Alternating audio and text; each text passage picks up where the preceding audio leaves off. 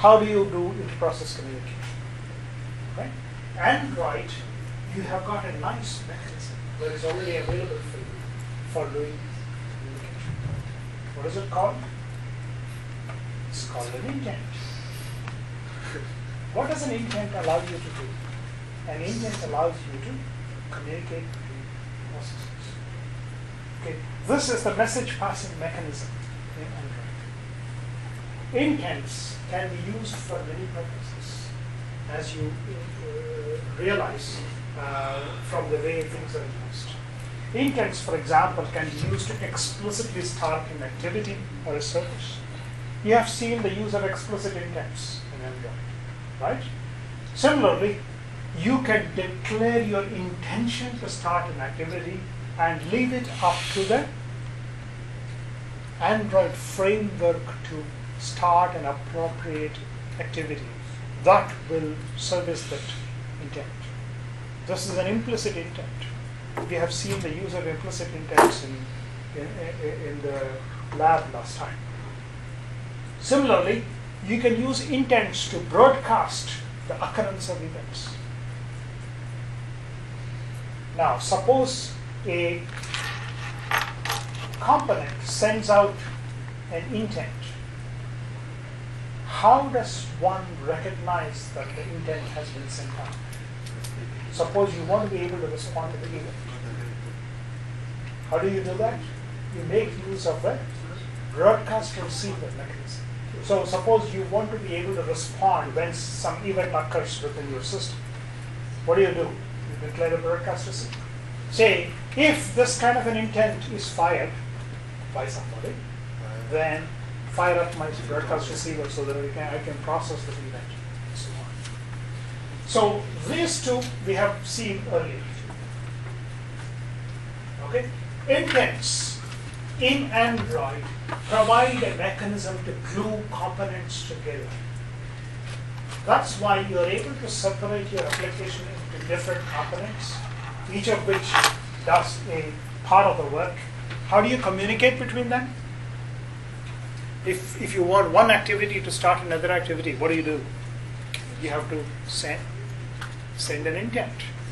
When you send an intent, then Android framework will make sure that the other activity is started. So intents in Android is the glue that enables components to be installed in Android, and you can allow intents as a mechanism to be able to communicate and start components that belong to another application, completely different application altogether. So this is facilitated by intents.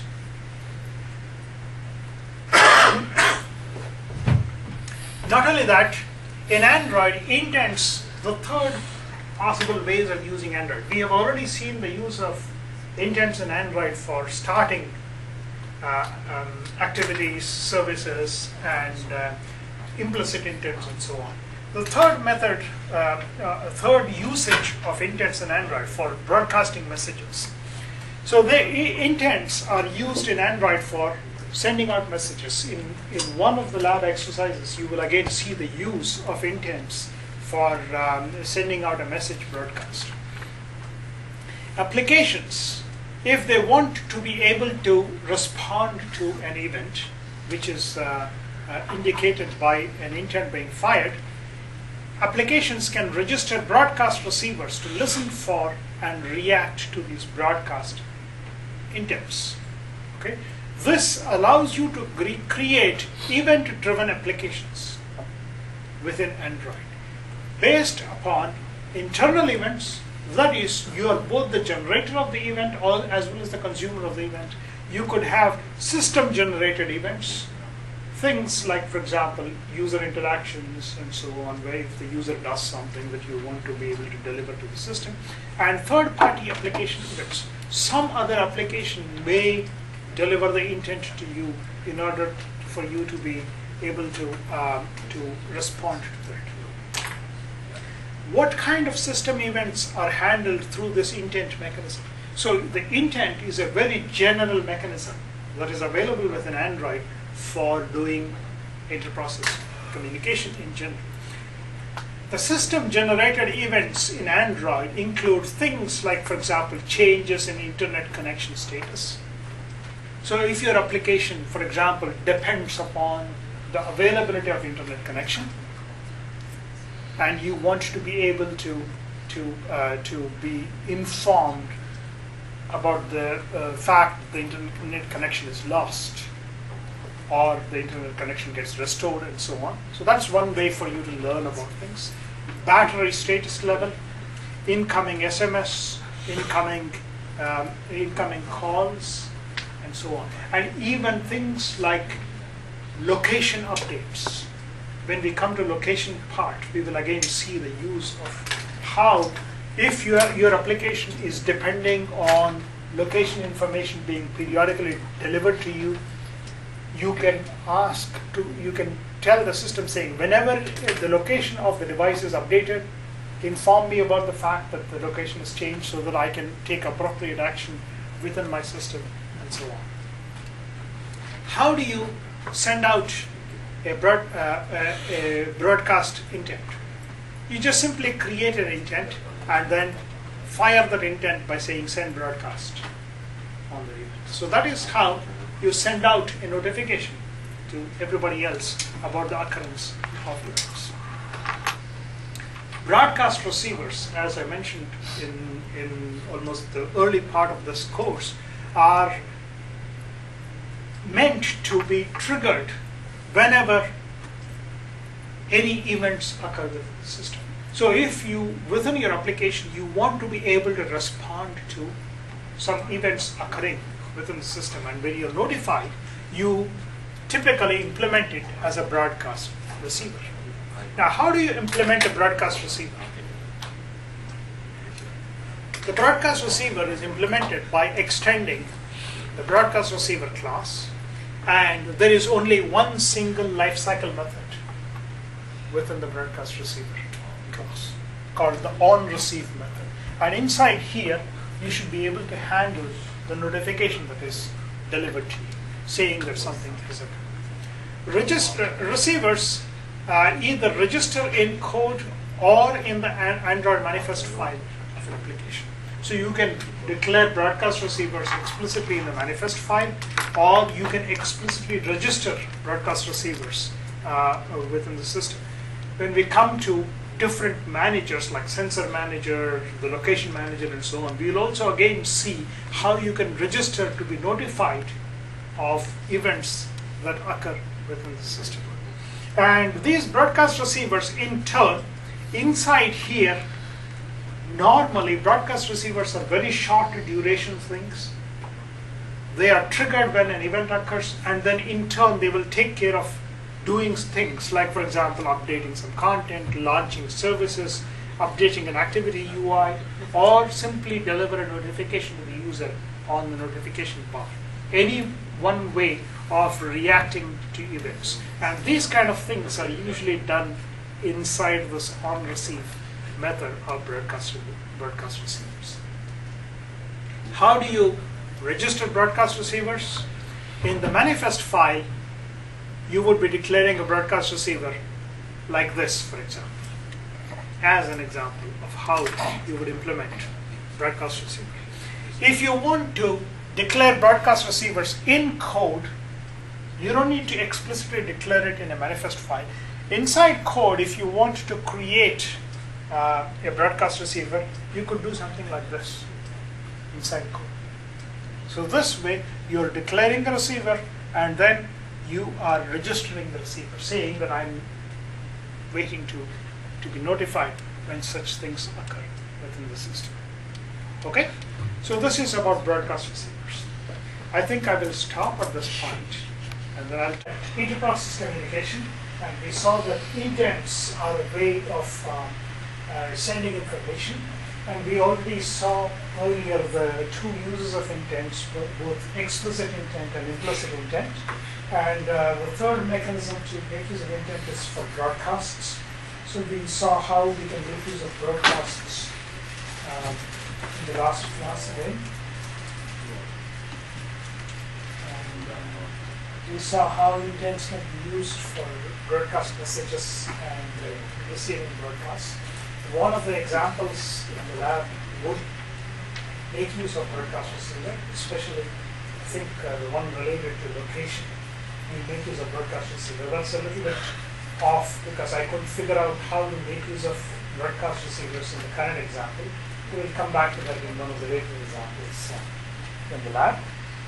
And broadcast receivers we saw.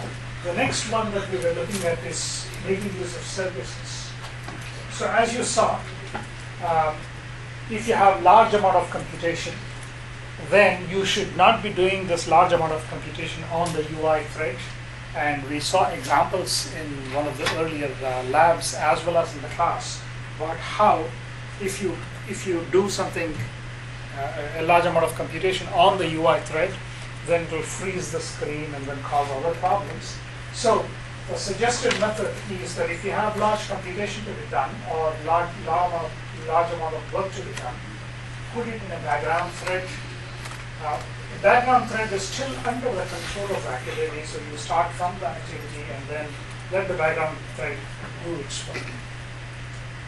But service is yet another method of handling background work to be done. Now what happens is that in a service, even if you leave the activity that wants this background work to be done, the service can still continue doing its work in the background and complete its work. So including things like, for example, handling network transactions, playing music. I'll show you an example of making use of service for the purpose, performing file I/O operations, or interacting with a content provider can all be done by a background service, which will take care of interaction with the users. Now, services, when you make use of it within Android, come in two flavors. One called as started service, or the second one called as a bound service. Now, a started service is something that is started by another activity by making use of this particular function call, this particular method call. We will see the use of started service in the playing of background music in one of the examples in the short while. And essentially, in this case, the activity explicitly starts the service, and then the service can continue to run in the background indefinitely as long as it wants. And it performs the operations in the background. And when the operation is done, the service can stop itself if it is completed with work, or you can explicitly stop the service from outside by calling something called stop service. There is a specialized version of started service called as intent service, which is a subclass of service, which, if you need, you can make use of. I won't go into too much of details about intent service specifically. There may be situations where you may need to make use of it. Documentation about this is available on the developer's website for you to read. The other kind of service is called as a bound service. In case of bound service, basically these services get started automatically when your application launches and it is running in the background. Whenever any component wants to make use of the functionality provided by this service, then the component will bind to the service by using this method called as bind service. So when an activity, for example, wants to make use of the functionality provided by a service that is running in the background, which is a bound service running in the background, you bind to it by calling this bind service. So it offers a client-server interface. So the service is acting as a server running in the background. So you attach yourself to it by calling bind service, and then you interact with it. And then once you're done, you can unbind yourself from the service. Now, a bound service will run as long as at least another application component is bound to it. Once all the application components that are bound to the service will unbind themselves, the last one that unbinds itself from the service will result in the service getting stopped at that point. Now, if you're the first one that calls bind service and the service is not running, the service will get started at that particular point of time. So that is how you make use of service. Now, both kind of behaviors can be incorporated within the same service if you require. Okay, I have run out of battery, so I need to shout loudly. Okay, so can you still hear me? Is it okay in the back? All right. I just need to shout loudly. Both kind of behaviors can be allowed in the same service if required. So it can all act both as a bound service as well as a started service in practice. Yeah. Okay, can you tell me what's the term IPC? Interprocess communication. IPC, interprocess communication. Okay. Good point. I probably have used the abbreviation before, or maybe I haven't. But IPC means interprocess communication. Okay. Now, typically, services have different lifecycle methods. We have seen, I think, this picture once before. But again, to remind you, you can start if it is a started service. Whenever any component calls the start service, the service will get started. And then when the service gets started, the onCreate and onStart command lifecycle methods of the service are first called, and then after that the service is up and running. And when the service is finished, or when the service is stopped either by itself or by a client, then at that point, after that, you can call the onDestroy and then remove the service. And then when the onDestroy function is called, the service is shut down at this point. So during this period, the service is active. Similarly, for a bind service, if a component calls bind service and the service is not already running, then the service will get started at that point. And then when the service gets started, this is a bound service. The onCreate and onBind methods will be called in succession on lifecycle methods, and the service is up and running. So when the service is up and running, at least one client, one other activity, or another component is bound to this service. Okay? When all the clients unbind themselves by calling unbind service, at this point the service is no longer needed, and then it will shut itself down by calling the onUnbind and onDestroy lifecycle methods, and then you're completed. Done. So as you see, the service lifecycle is fairly straightforward. So when you implement any service, obviously you need to at least implement the onCreate method and one of these two, depending on what kind, and then the onDestroy method. You need to implement when in order to make the service do it. I will show you an example in a minute of how you make this. Okay? Now, the different services lifecycle methods, what exactly do each of them do? OnStart command. This is one of the lifecycle methods as you see here. What does OnStart command do? This is called when any component calls start service. If the service is not already started. So you need to explicitly stop the service when it has been started by either calling stop service. This call is issued by another component, not the service itself. If the service wants to stop itself, it will call the stop self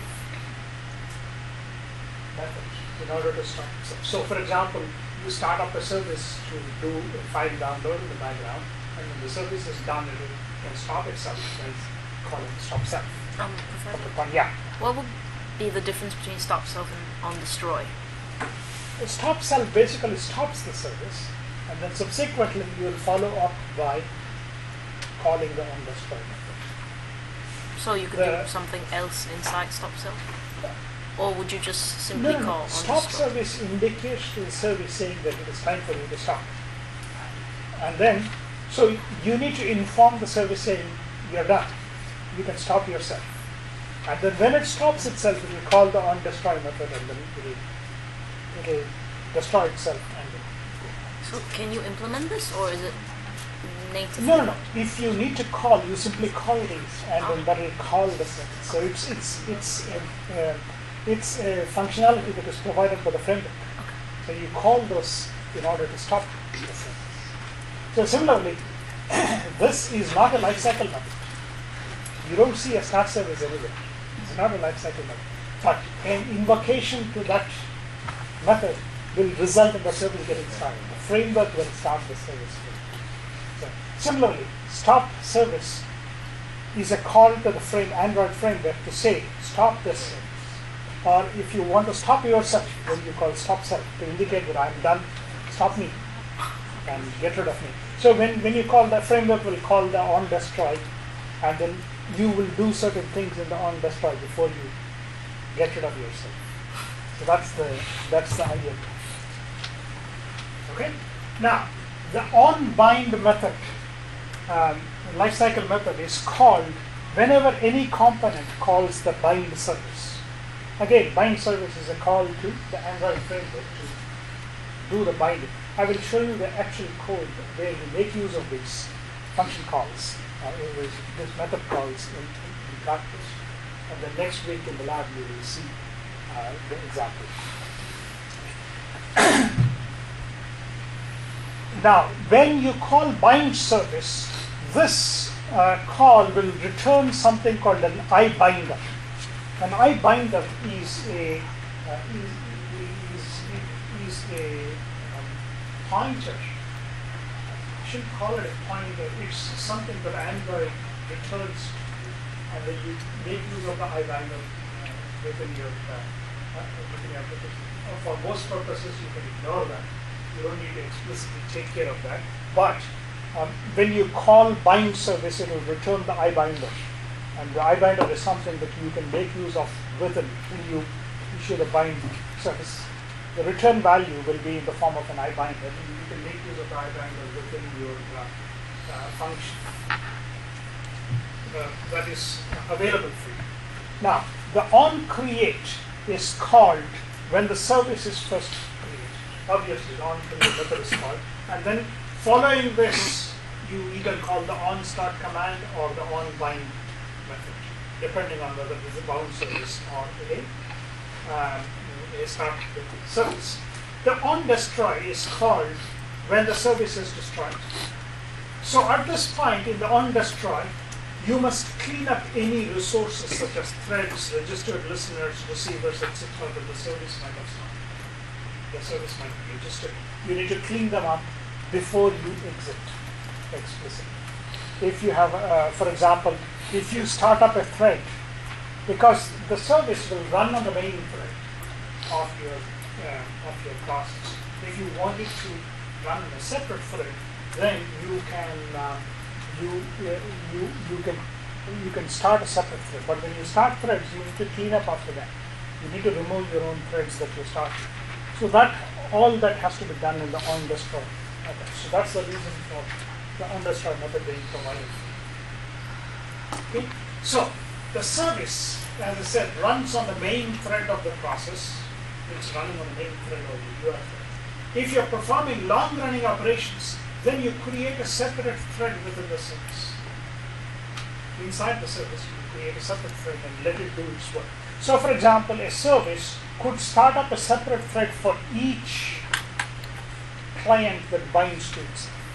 So each client that does a bind service to it, it can start up. So in the onBind method, it could start up a separate thread for each of the clients that bounce. And each of these separate threads may be doing work for the different clients that have requested for the service to do something on their behalf.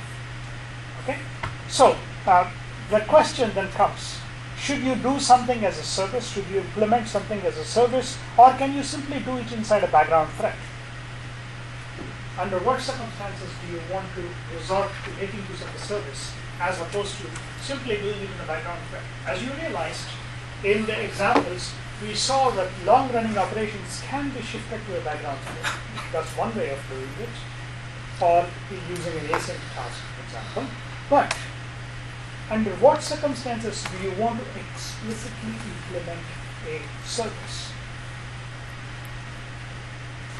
If you expect the operation to continue even in the background, even when the user is not interacting with the application, then make use of a service. That is, the user did something with an activity. Obviously, the user's interaction is all done through an activity. Even when the user moves away from the activity by either hitting the back button or the home button or something like that, the user has moved away. If you still want to continue doing the work, then use a service. As an example, if you need to play a music file. Now, when you listen to music, what do you often do? You invoke the music player, you select the music or the playlist or whatever that you have, you start it up, and then you move away. You don't simply keep the screen on the music player itself. You move away and you're doing other things. You want the music to be playing in the background. That kind of work is better done by using a service, because the service can continue doing its work in the background. When the user wants to again interact with this music playing application, the user will re-invoke back the user interface. That is, the user will come back to the activity that represents the user interface for your music player. At that point, you can then interact to stop the music when you click the stop button and so on. So that's one place where a service would make sense to do this work. But on the other hand, if you want to perform the operation in the background only when the user is interacting with the application, then simply make use of the background. Once the user moves away from the activity, the thread will go away too. Thread will, can be gotten rid of.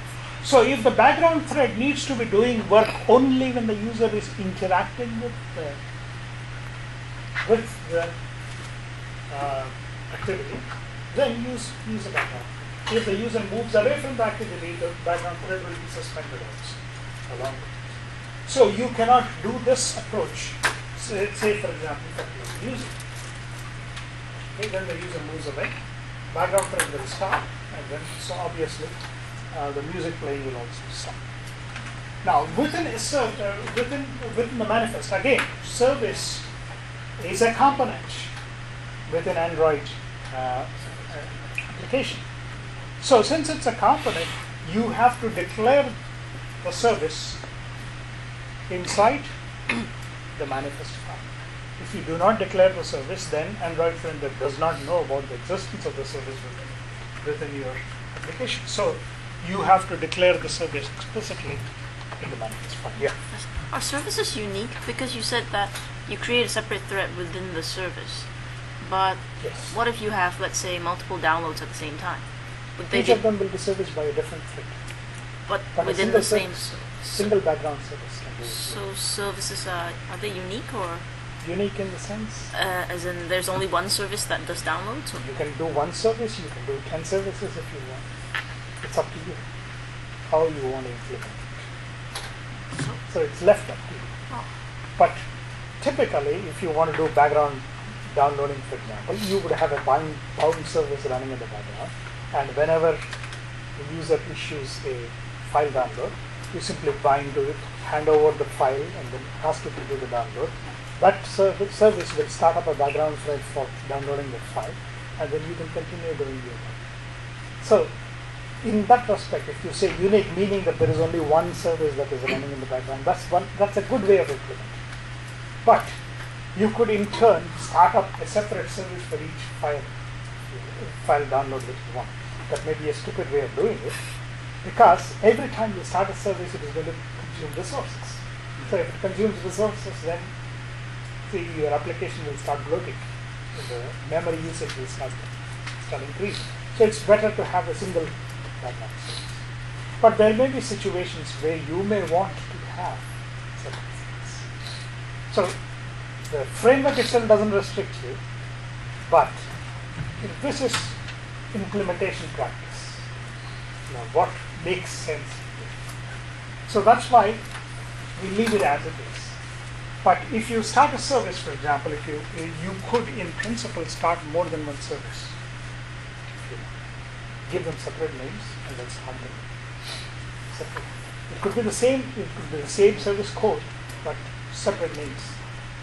But with a particular name, only one service can be started, because you need to declare it in the manifest.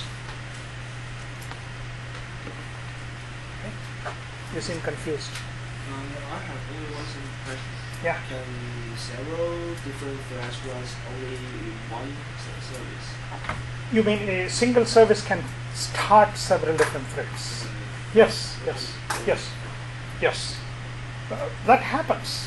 In fact, when multiple clients contact the service, then the service can spawn one thread for each client in the on-bind method.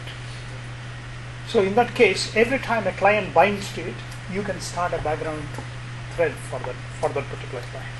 So that way, each one of them is doing its own work. That can be done. In fact, that's the way to do it. That's the way to do it.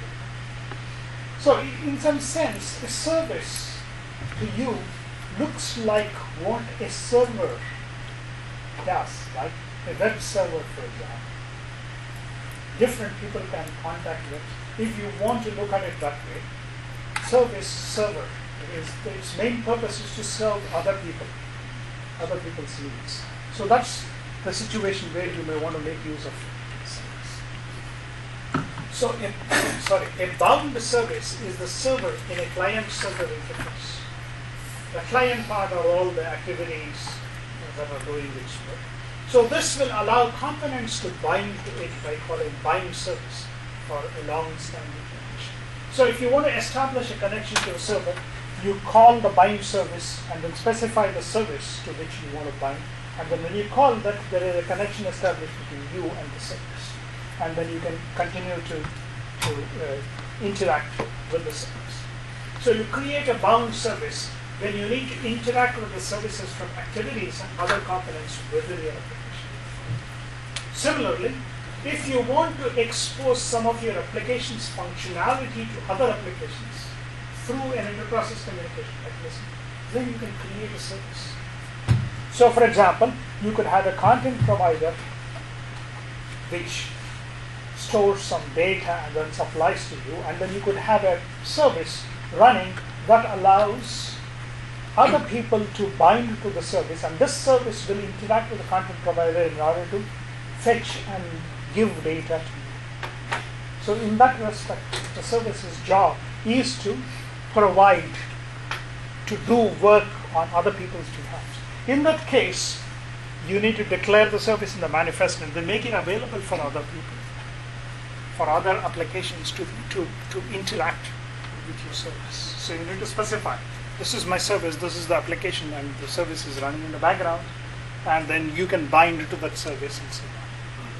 Yeah. Can you make an example for the case that one service actually serves several applications? Say, for example, if you have contacts list, for example, which is stored in a database in the background, you could have a server running there, and then several different applications could query the contact list to retrieve information from it. That's one place where you could start a service. Similarly, calendaring. You could have a calendar service running in the background. So you could have different applications that may want to create, say, events in your calendar. Different applications that could issue event creation requests to the calendar, querying the calendar, and so on. So that could be done. All these kind of things could be easily implemented using a bound service. Okay. So again,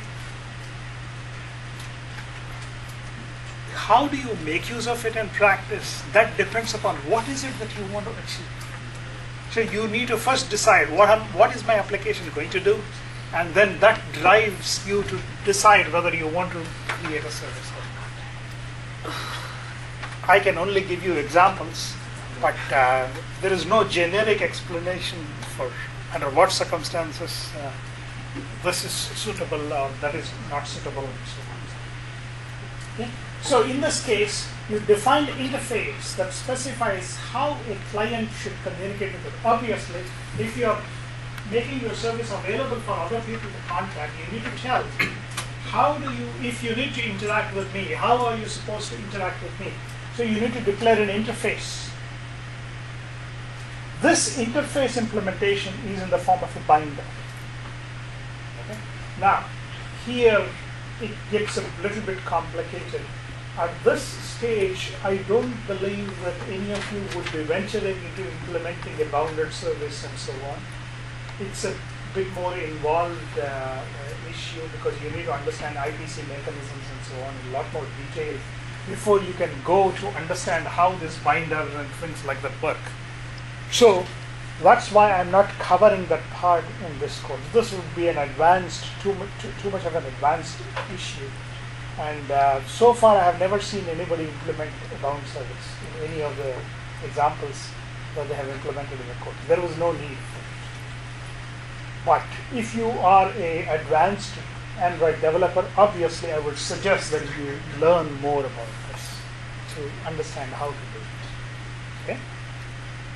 For your class, I won't go into more detail beyond this point. So you need to first get your hands-on experience with doing simpler applications first. Then we'll move on to more complicated applications. Okay? So this is bound service. So when a client, so multiple clients, again, the idea behind the bound service is multiple clients can bind to the service at once, and multiple clients can request for the service to perform work on their behalf simultaneously.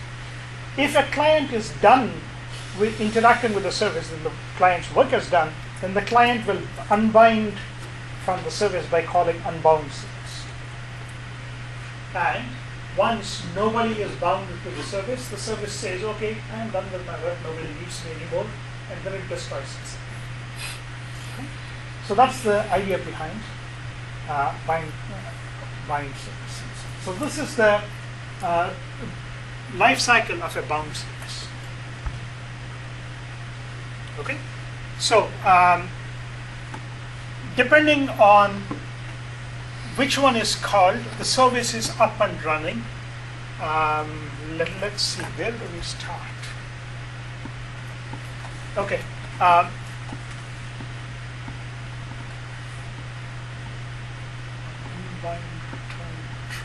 Yes. Okay. If you have first bound, then you call, okay, this is where you start. In whatever order the on-start command or on-bind is called, if the service is not up and running, then the service will get started and is up and running. Okay? And when all clients are unbound, then the on-unbind is called and the service is stopped. Okay? The service is stopped via calling stop self or stop service. If you call that, then you will go to on destroy and then you will destroy yourself. If not, the service is still running in the background.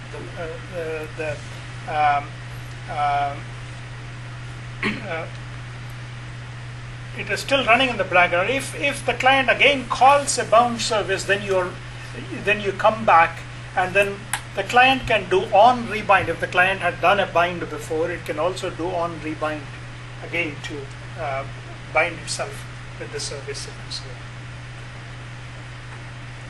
Now, interacting with a bound service can be done in 3 different ways. Again, this gets into very, very complicated details about how interprocess communication mechanisms work and so on. So that's why I'm just putting this up here to tell you that the methods exist for doing this, but I will not go into further details on this issue beyond this point. There is something called, you declaring an interface and so on. How many of you know how to make use of Java interface? 1 or 2 people. So you know a little bit of that and so on. This gets a bit more complicated than that and so on. So I'm not going to go into too much of details at this point. I just wanted to put the summary slide here to show that there is a way of doing it and then leave it at that point.